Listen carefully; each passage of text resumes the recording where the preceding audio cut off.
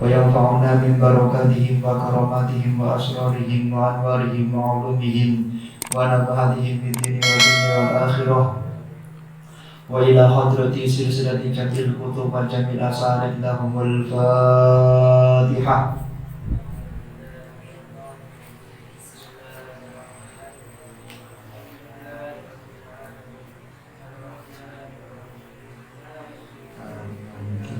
إياك نعبد وإياك نستعين اهدنا الصراط المستقيم صراط الذين أنعمت عليهم غير المغضوب عليهم ولا الضالين. Bismillahirrahmanirrahim. Kitab Adibiyah halaman 29. Kemarin telah kita jelaskan, kami sampaikan wal yahdar kullal hadi min qasdihi at-taksir bi kasril mushtahidin alaihi. Hati-hati seorang guru Al-Quran, seorang ustadz yang dia itu akan pasti tergoda dengan satu hal ini. Apa?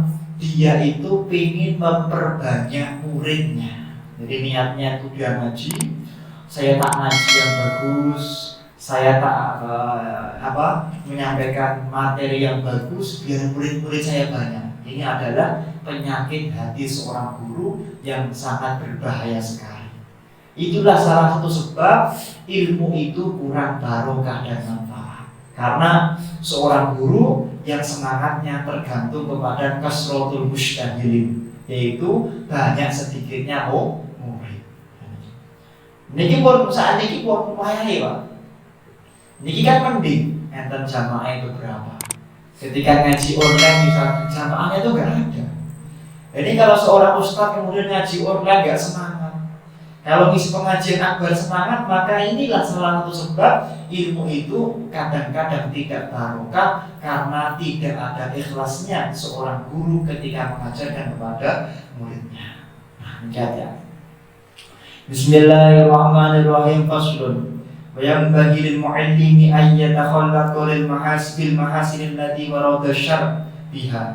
Hendaknya seorang guru itu membiasakan, ini berbicara guru nih, itu membiasakan diri untuk melakukan akhlak-akhlak yang mulia. Seorang guru itu harusnya mencontohkan apa-apa yang kemudian dianjurkan oleh syariat. Misalnya melakukan siwakan. Jadi saat yang pergi silakan riyin. Ada Breza sebelum ke sini silakan dulu. Ustaz sebelum masuk ke masjid silakan dulu. Seperti itu. Wal kholal al-hamidiyah. Kemudian yaitu melakukan sesuatu yang kemudian terpuji menurut syariat. Wasyai' al-mardiyah. Kemudian melakukan sesuatu yang diridhoi oleh Allah Subhanahu wa taala. Jadi melakukan sifat-sifat terpuji yang diridhoi Allah. Kemudian allati arsyadahu Allah ilaiha minaz zuhadati minaz zihadati fid dunya wa taqlili minha. Hendaknya seorang ahli ilmu itu mengurangi diri untuk berbicara masalah dunia. Ini pernah disampaikan Habib Umar bin Hafid ketika ditanya tentang Habib. Kan makal panjang itu bisa dilihat di YouTube MGA. Bib, itu kenapa Yaman itu kok pernah gini? Beliau mengatakan itu bukan urusan saya. Saya itu urusannya ngaji dan taklim. Kok jenengan tanya itu kepada saya, maka pertanyaannya salah. Saya salah alamat. Kalau dengan jawabannya panjang seperti itu. Lah, kita juga begitu. Urusan kita itu ngaji. Urusannya Habib Riza itu ngaji. Urusannya Ustaz Alif itu ngaji. Gak usah berpikir selain ngaji, karena sudah ada yang mau ngurusi. Rebutan fakultas kedokteran, Pak, itu saingannya kemana? Tapi nak rebutan fakultas tafsir, nak perlu beasiswa, nak perlu gratis, nak perlu. Buat nanti saya nggak nipu dan niki dengan buatan saya mikir kedokteran, buat nanti saya mikir. Buatan usah mikir corona, pun nanti saya mikir. Saya penting awalnya dia direct dahulu dokter. Kemudian menyedikitkan berbicara dunia. Jadi ahli ilmu itu malu. Kalau ngomong masalah dunia itu malu. Ngomong masalah tanah, ngomong masalah ini utang, itu malu. Kecuali kalau berbicara hukum misalnya bab ariyah, bab minjem meminjem, atau bab yaitu wadiah, titip menitipkan, itu boleh, bagus. Berbicara hukumnya, bukan berbicara urusannya. Misalnya Jakarta ini kalau banjir, Jakarta ini kalau masya Allah apa jenis panas, itu bukan pantas seorang ahli ilmu, seorang guru Quran apalagi berbicara Jakarta itu panas, itu bukan pantas. Kecuali kalau memang tujuannya setelah berbicara itu, ini loh hukum fikihnya. Kalau Jakarta banjir, ini harus begini. Kalau Jakarta banjir, maka harusnya pemerintah begini. Ini dalilnya di kitab Ahkam Sultaniyah. Ini di kitab Bughyatul Mustashrik, itu bagus. Tapi kalau dia itu tiba-tiba berbicara masalah banjir, gak ada hubungannya dengan ilmu, maka itu adalah tidak dianjurkan bagi seorang ahli ilmu agama. Masya Allah. Wa'adamul mubalati biha wa bi ahliha.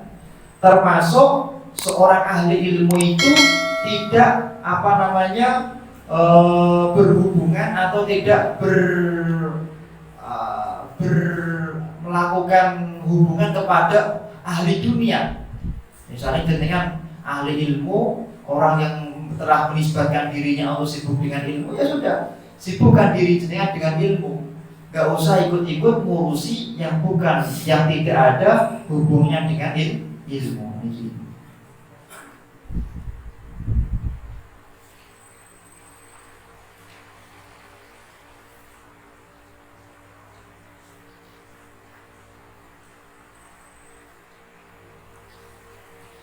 Termasuk seorang ustadz, seorang kiai, itu tidak seyogyanya dia itu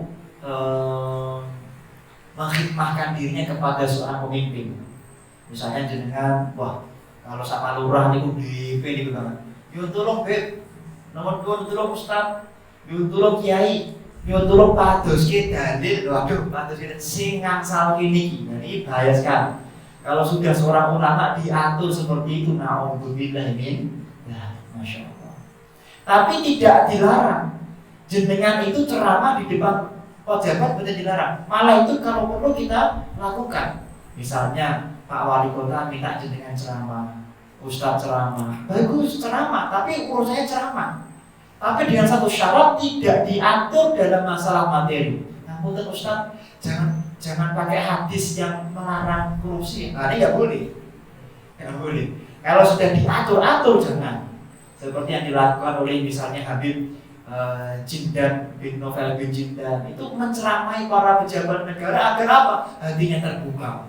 Ustaz Abdul Somad, masya Allah, Habibullah Ta'ala, menceramai para anggota MPR untuk apa? Hatinya dekat dengan Allah. Tapi bukan untuk menjilat daripada pejabat. Na'udzubillah min. Harus independen. Seorang ahli ilmu, ustaz, guru Quran itu harus independen.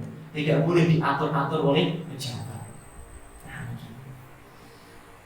Wasakha'u wal judu wa makarimul akhlaq. Termasuk seorang guru Quran itu harusnya dermawan.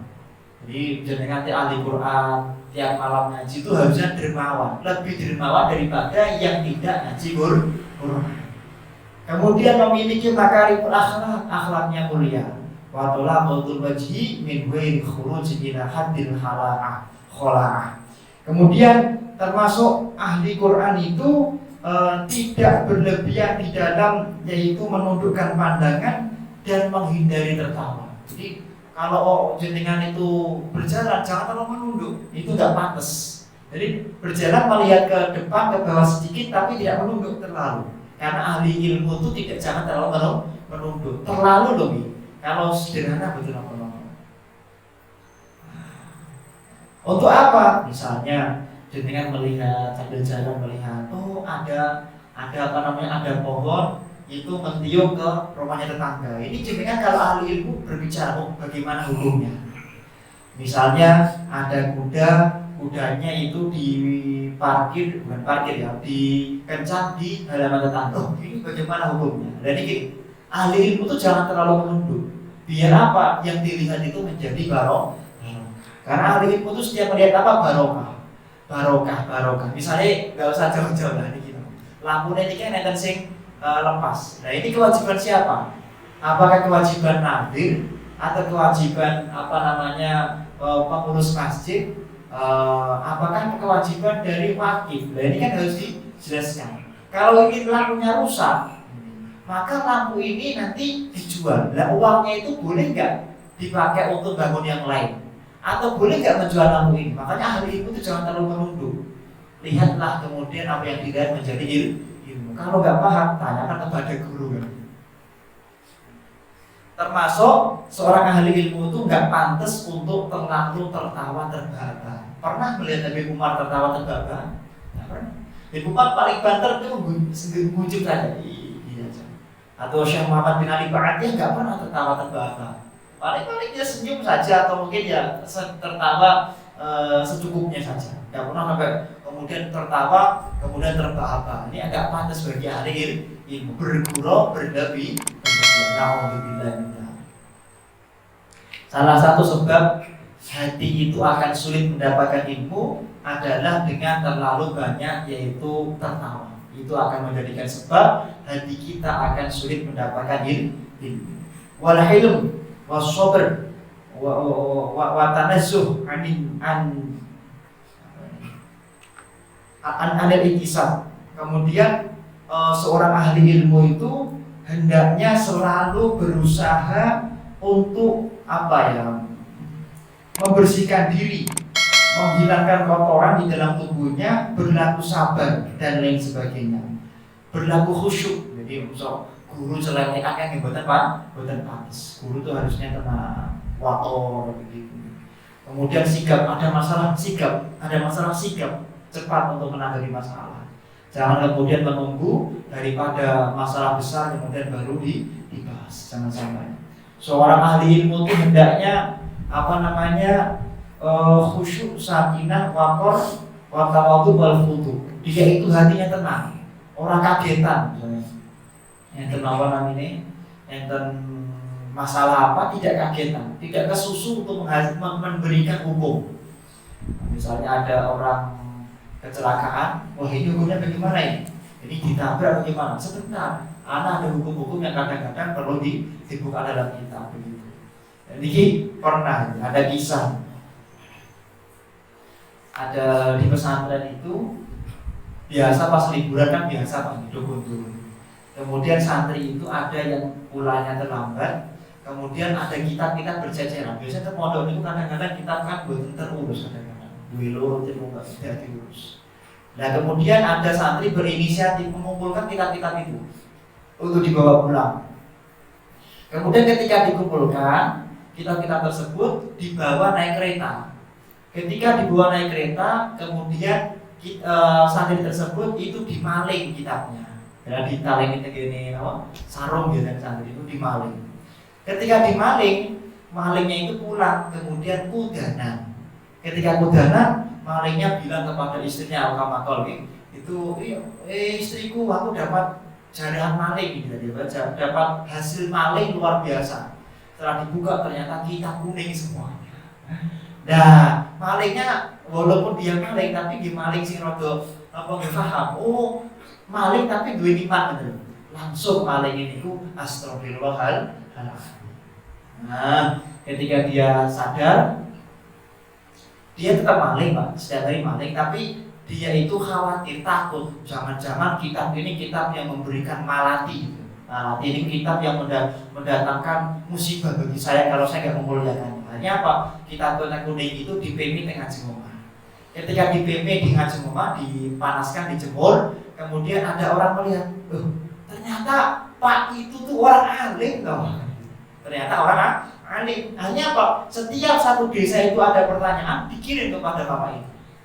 Nah, ini bapaknya ini buatan apa namanya ini? Si maling ini kemudian gak bodoh, namanya maling cerdik. Maling itu cerdik Pak. Orang maling logikanya itu cerdik.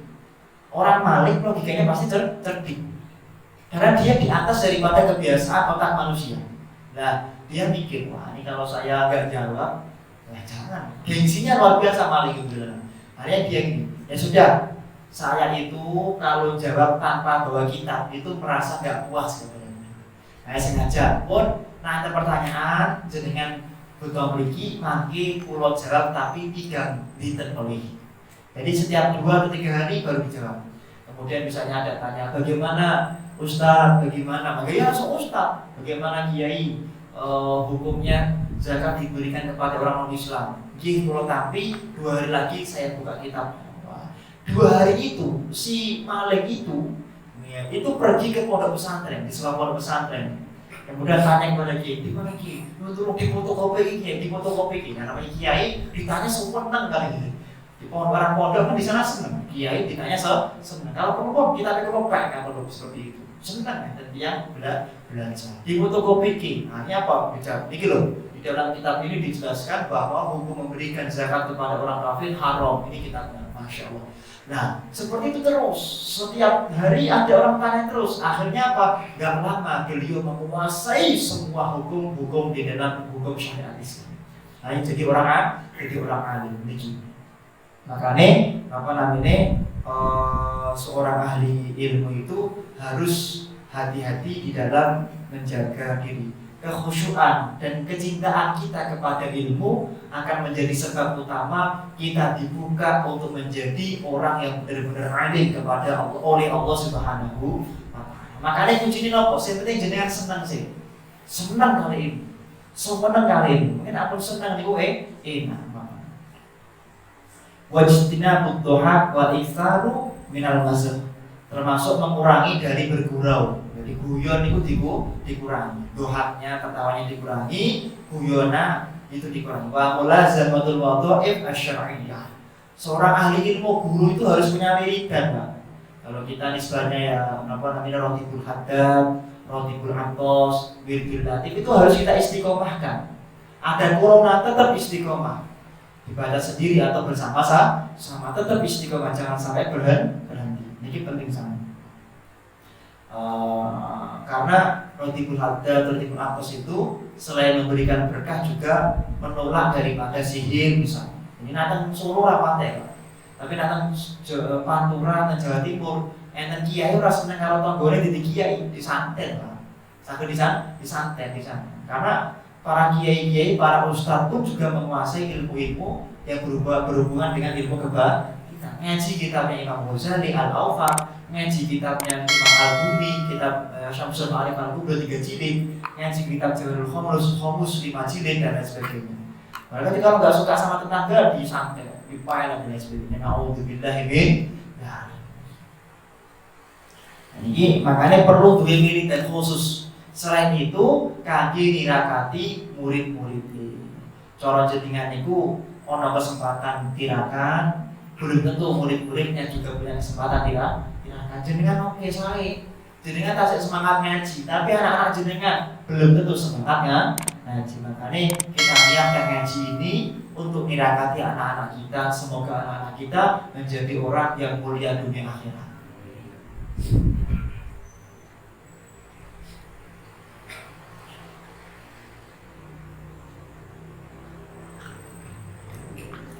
Begitu juga seorang ahli ilmu, seorang yang ngaji Al-Quran, seorang yang belajar Al-Quran itu melakukan tandif bizaratil ausah, yaitu suka istiqomah melakukan bebersih.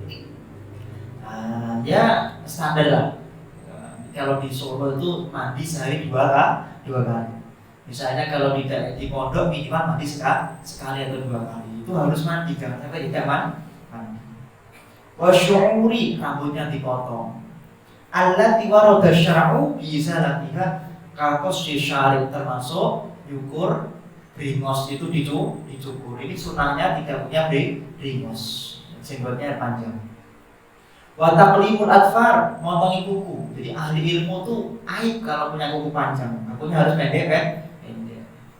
Wa tasrihul lihyah, jongkasi apa namanya ini jenggot. Jadi jenggotnya jangan tidak jelas, harus dirapikan yang bagus.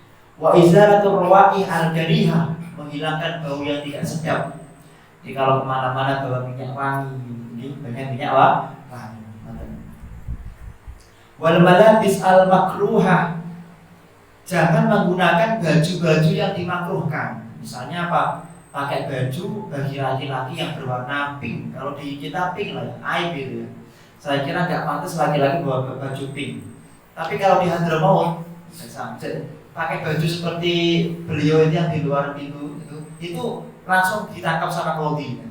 Karena pakai baju yang ada bunga-bunganya bagi laki-laki itu kena pidana di sana. Nggak boleh.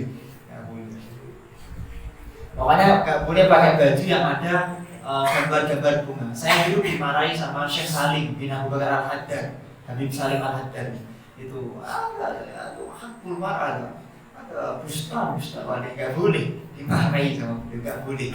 Jadi saya pakai baju seragam umroh itu saat itu, kan ada bunga-bunganya itu suruh nyopot sama Qadhi. Nanti kalau ketahuan sama orang yang nanti kamu akan berbahaya. Nah ya boleh. Kalau di Hadramaut, kalau di Indonesia pakai batik itu pakai budaya Indonesia. Ya tradisi lah, tradisi. Kalau kita ya baju pink itu nggak boleh. Baju pink tidak boleh bagi laki-laki. Hati-hati nah, teng Yaman hati-hati.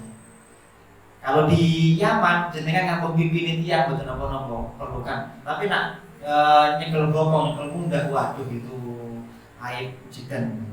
Waliyah dari mulal hadri minal hasad waria. Hati-hati Pak nggih. Biasane faqihatul fuqaha niku napa? Hibah. Cemilane tiang alim, cemilane tiang ngaji ilmu niku napa? Hibah biasane. Kerasane tong. Aduh, itu loh. Masjid apa? Khair enggak ada pengajian. Oh, beda sama masjid Musyidik. Jam 10 pengajian. Ini kadang-kadang itu nggak kroso katanya, nggak kroso. Itu makanya dikatakan faqihatul fuqaha. Buahnya manisnya seorang ahli ilmu itu apa? Kerasane konco. Kadang-kadang kerasane ustadz yang lain. Kecuali kalau jawab lagi. Kalau jawab betul nopo-nopo. Wah ini ada ustadz mengharapkan tahlil, kita jawab boleh. Tapi kalau ya udah dijawab aja harap tahlil itu hadirnya ini. Tapi tidak perlu kemudian kita menghina dan merendahkan. Ini bukan akhlaknya seorang ahli ilmu. Ada orang misalnya kemarin itu apa? Yang kami jelaskan di pengajian Minhaj itu bukan kemarin tadi siang pengajian kitab Risalah Ahlussunnah wal Jamaah. Ada orang di Solo radio titik-titik itu memotong atau baca dalilnya nggak lengkap. Termasuk perbuatan mungkar yang sesat itu adalah mengadakan makan-makan bagi mayit. Kalau di dunia, kalau di orang Jawa itu 3 hari, 7 hari, 40 hari, 100 hari. Kalau di Hadramaut seingat saya sampai 3 hari toh. Kalau di sini berapa hari? 7 hari. Kalau di Hadramaut setahu saya 3 hari sampai 3 hari itu khataman terus. Ketika ada teman saya meninggal, Habib Ahmad bin Muhammad Al-Haddad. Putranya Habib Muhammad Haddad Alam. Itu. Nah, beliau mengatakan mengadakan acara itu hukumnya haram. Ternyata itu ada terusannya yang enggak dibaca sama si ustadznya itu. Apa? Yaitu ingkar hadis paling manjur. Hukum haram itu jika si keluarga mengambil hartanya mayit, ternyata mayit masih punya anak kecil yang butuh biaya sekolah. Makanya harta mayit tidak boleh dipakai untuk acara tasyakuran 3 hari 7 hari. Termasuk mayitnya dari mustabro punya utang yang banyak, nggak boleh dipakai. Hartanya dipakai untuk syukuran selama tanggal boleh. Nah ini nggak dibaca. Kita nggak boleh, ustadznya bodoh, ustadznya nggak boleh. Ini bukan termasuk akhlaknya seorang guru.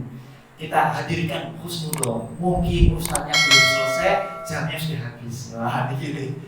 Mungkin ustadznya belum selesai menjelaskan, tapi kitabnya sobek mungkin seperti itu. Kita hadirkan husnudon, jangan menghadirkan suudon seperti itu. Mungkin kitabnya itu salah ketik dan lain sebagainya. Kita hadirkan husnudon. Nah kita jawab dengan seindah mungkin. Jangan kemudian istiqomah. Wah, apalagi pada pemerintah. Waduh, Syekh Asy'ari ini tenggene kitab Syekh Muhammad bin Ali Ba'atiyah. Tenggene kitab Mujazul Kalam itu termasuk bid'ah yang mandubah. Itu memuliakan pemimpin dan qadhi. Jadi apapun yang terjadi di dalam diri pemimpin jangan kita hina. Malah kewajiban kita bagaimana pemimpin itu jadi baik. Karena kenapa? Sudah kadung kepilih kan. terus kadang kepilih. Makanya jangan sampai kita katanya musuh itu. Niatnya jangan kritik. Ahli ilmu nggak pantas mengkritik gitu, bukan tempatnya ahli ilmu. Kita niatnya apa? Menasihati. Pak Pak Gubernur misalnya, Pak Wali Kota, kedahe ngeten lho, ngeten. Nak jenengan niku badhe apa namanya memberikan fatwa anjing itu ya hukumnya haram. Jangan tetap diperbolehkan, disuruh. Nah ini kita memberi nasihat, memberi masukan, bukan kritik. Ini adabnya. Jadi jangan sedikit-sedikit kritik. Jadi bantahan kepada pemerintah. Ini bukan adabnya ahli ilmu. Ya, adabnya ahli ilmu. Kita tetap lembut kepada siapapun seperti itu. Nah, apalagi berhubungan dengan kenegaraan ini, hubungan dengan negara ini tidak hubungan dengan person kita. Maksudnya kadang-kadang kita kan fikirnya madzhab Syafi'i. Tapi kadang-kadang negara itu mengambil yang kira-kira maslahah. Selama madzhab Syafi'i maslahah, maka pakai Syafi'iyah. Tapi kalau ternyata madzhab Syafi'i itu berat, pemerintah mengambil madzhab yang lain yang kira-kira mampu. Misalnya, jenengan kira-kira begini. Kalau pokoknya Syafi'i murni, memberi nafkah kepada istri itu wajib. Berapa? 1 sok atau 2 sok. 1 sok berapa? 2,5 kilogram per hari bagi orang miskin. Bagi orang kaya atau 1 pun 7 ons, atau bagi orang kaya itu adalah 2 kalinya. Misalnya termasuk nyuci piring, boleh nggak istri menyuci piring? Asal boleh, betul asal. Istri itu haram dengan suruh untuk nyuci piring, karena kewajiban nyuci piring itu adalah kewajiban seorang suami atau kewajiban suami mencarikan pembantu. Ini madzhab Syafi'i murni ini, murni. Pokoknya Syafi'i yang murni. Dan rangkanya Habib seluruh dunia sama ini. Itu. Termasuk menyusui anak, wajib betul istri menyusui anak. Betul, nggak boleh. Dek, tolong anak itu disusui, nggak boleh. Maka kalau madzhab Syafi'i setiap satu kecorotan wajib dihitung, Pak. Jadi misalnya nyusui, tadi nyusui berapa kali deh? Tadi itu disedot 15 kali, bisa gelas kira-kira. Oh, berarti diganti segelas susu berapa? Susu gelas betul, 5.000 nih. 5.000 rupiah, dan bayar istrinya 5.000 rupiah. Jadi kita madzhab Syafi'i murni ngoten niku. Tadi nyuci baju nggak boleh. Pokoknya tugas istri itu nampak ranjang sama ranjang dan ranjang. Waduh, ini kewajiban istri. Nah murni loh, gitu. Nah kira-kira kalau pemerintah belum Syafi'iyah murni, kira-kira bagaimana? Mumpet apa baca kira-kira? Mumpet.com lagi. Nah jenengan protes, wah Anda itu apa ini? Pak Jokowi apa ini? Enggak pakai madzhab Syafi'i, undang-undang nomor 1 tahun 74 itu. Tentu sudah mempertimbangkan mana yang terbaik. Nah, tapi jenengan punya pendapat, sampaikan saja, betul-betul. Sampaikan. Habib Riza ini syuriah di NU. Maka Habib Riza nanti bisa minta tolong kepada LPBH, Lembaga Bantuan Hukum NU itu nanti untuk menyampaikan ke pemerintah, bisa, karena beliau ahli hukum, advokat seperti itu. Betul apa? Sampaikan saja. Tapi tidak perlu kemudian mengkritik, apalagi intikam. Tidak boleh. Itu bukan akhlaknya ahli ilmu. Dan tidak penting untuk ahli ilmu. Kalau perlu nggak usah dibahas. Sudah ada kritikus yang lain. Sudah ada profesor-profesor yang dia itu ahli kritik. Kalau kritikannya profesor nggak sesuai syariat, baru kita kemudian muncul. Jadi seperti itu, yang bahi ayasta'mila al-ahadisa al-waridata fit tasbih wa tahdi wa nahwihima min al-adhkar wa ta'awat wa ayyuraqiballahu ta'ala fi sirrihi wa alam. Seorang ahli ilmu itu, seorang ahli ilmu jenengan kita semua itu hendaknya memiliki sebuah amalan khusus yang istiqomah dari hadis-hadis Nabi Sallallahu Alaihi Wasallam tentang tasbih, ya minimal pada sholat. Makanya kita itu jangan melakukan bid'ah. Bid'ah itu apa? Pada sholat gak zikir itu bid'ah. Karena Rasulullah itu setiap pada sholat zikir, kan begitu. Jelas tadi di dalam kitab Al-Qadhir An-Nawawi, Imam Nawawi dari hadis Sahih Bukhari, Sahih Muslim, dari Sunan Nabi Dawud menjelaskan ketika setiap pada sholat Kanjeng Nabi itu suaranya dikeraskan dalam berzikir. Sahabat mendengar. Yang kedua, Kanjeng Nabi mengatakan man qara'a duburi kulli sholat. Barang siapa orang yang setiap pada sholat membaca tasbih 33 kali, salah salasi nama Allah, alhamdulillah 33 kali, Allahu Akbar 33 kali. Kemudian summa dilanjutkan dengan disempurnakan 100 kali membaca la ilaha illallah wa la syarika lahul mulku wa lahul hamdu yuhyi wa yumiitu wa huwa ala kulli syai'in qadir, maka ghafarallahu dzunubahu wa la mislu zabadil bahr. Allah akan mengampuni dosanya orang tersebut walaupun sebanyak buihnya lautan. Makanya nak tiang iku pada salat boten zikir hukumnya bid'ah. Hukumnya tidak sesuai dengan apa yang dicontohkan Rasul. Ngoten nggih, jelas nggih, jangan bid'ah ya, jangan bid'ah. Wa yuhafizu ala dzalika wa ayyakuna ta'wiluhu fi jami' umuri 'ala Allah ta'ala. Jadi dia itu tidak hendaknya seorang ahli ilmu itu dilihat sama orang atau tidak dilihat orang itu ya sama gitu. Jenengan teng kamar deresi Quran itu nggo peci. Gotong baju koko yang bagus putih pakai minyak wangi deres Quran. Nah kemudian niki yang tidak boleh atau tidak bagus itu apa? Ketika di masjid pakai baju bagus putih, di kamar deres Quran ote teranjang badan itu. Nah boleh, tapi kan kurang bagus, malah yang baik tidak bagus, tidak beradab. Wa ayyakuna ta'wiluhu fi jami' umuri Allah.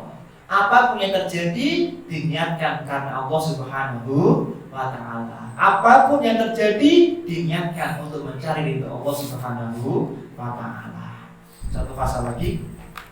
Faslun wa yanbaghi lahu an yufrafiqa biman yaqra'u alayhi wa ayyarhaba bihi wa yusinu ilaihi bi husni halih.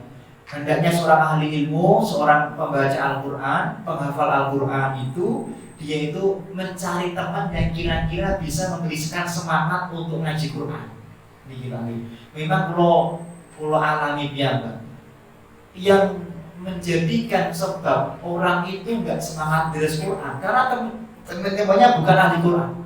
Tapi coba jenengan pun coba mawon jenengan datang ke Al-Mu'ayyad setiap Jumat, Kamis pagi, Rabu malam, Kamis pagi itu ada semaan rutin di sana. Semaan rutin para hafid-hafid dimulai di sini. Coba datang ke sana 5 kali. Bagaimana perasaan jenengan? Kulo yakin jenengan pengin saged disema. Pengin saged ngapalin Quran. Makanya orang itu kalau hafal Quran usahakan teman-temannya juga orang-orang yang ahli Quran atau orang yang mendukung dirinya bisa menjaga Al-Qur'annya. Kemudian memuliakan ahli Quran. Jadi kalau ada orang ahli Quran datang, ada seorang yang hafal Quran datang, itu dimuliakan dengan adanya penyambutan. Faqad ruwayna an Abi Harun al-Abdi. Kemudian di sini ada riwayat dari Abi Harun al-Abdi tentang hadisnya Nabi Muhammad sallallahu alaihi wasallam. Kunna na'ti Abu Sa'id al-Khudri radhiyallahu anhu. Saat itu Abi Sa'id al-Khudri itu datang. Jadi ada seorang namanya Abi Sa'id al-Khudri kemudian datang. Kemudian fayaqul marhaban bi wasiyati Rasulullah sallallahu alaihi wasallam. Ketika beliau datang kemudian beliau dimuliakan dengan disambut dengan pujian selamat datang wahai orang yang membawa wasiatnya Nabi Muhammad sallallahu alaihi wasallam. Jadi dalil ini menjawab bahwa memuliakan orang ahli ilmu dengan berdiri dengan penyambutan itu hukumnya diperbolehkan, bukan termasuk bahasa mengkultuskan, tidak. Karena pernah terjadi di zaman yaitu Abi Sa'id al-Khudri. Innan nas lakum tab'un wa inna li rijalan ya'tunakum min aqtaril ardi yatafaqahuna fid din fa idza ataukum fastausu bihim khairan.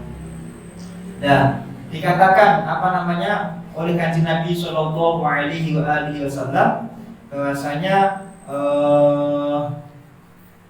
manusia itu hendaknya mengikuti seorang laki-laki yang kemudian memberikan pemahaman kepada dirinya tentang ilmu agama. Jadi ngeten, jenengan niku jangan belas, mboten gadah kiyadah. Kiyadah niku napa cantolan. Misalnya ngeten, jenengan cantolan dalam apa? Cantolan dalam ilmu agama. Misalnya jenengan dalam beribadah, dari Habib Reza, dari Habib Mulahila, ini harus punya cantolan. Carilah orang yang bisa menjadikan jenengan paham ilmu agama. Deketi terus, gesek terus. Jadi dianjurkan oleh Nabi Shallallahu Alaihi Wasallam. Nah ini satu saja, syukur-syukur banyak. Faidah atau kumastausu bihi khairan.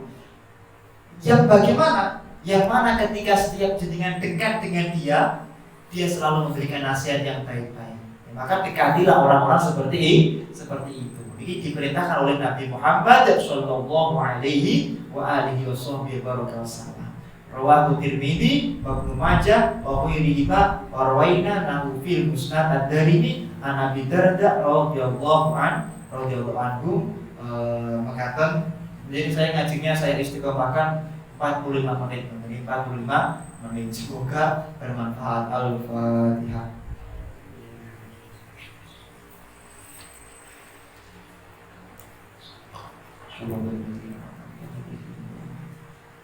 Makatan syukron ala himanikum. Assalamualaikum warahmatullahi wabarakatuh.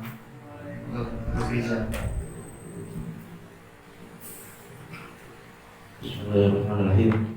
Al-Fatihah. علينا وإياكم فتوح عارفين وفقهنا وإياكم تعليم أهلنا وإياكم إلى سواء سبيل وجعلنا وإياكم علما أتقياء وجبا أصلحا أن الله يغفر لنا ولكم ووالدينا ووالدكم وأولادنا وأولادكم وأزواجنا وأزواجكم وأمواتنا وأمواتكم وأموات المسلمين أجمعين ومن عمر هذا المسجد أن الله يتقبل صلاتنا صيامنا ركوعنا سجودنا دعانا ويجعله مقربا إلى جنة النعيم ويجعله خالصا إلى وجه الكريم أن الله يقضي حاجتنا كلها الدنيا والأخروية بجاه خير البرية ويرزقنا وإياكم حسن الخاتمة عند الموت في خير الوجه والعافية وإلى حضرة النبي محمد صلى الله عليه وسلم.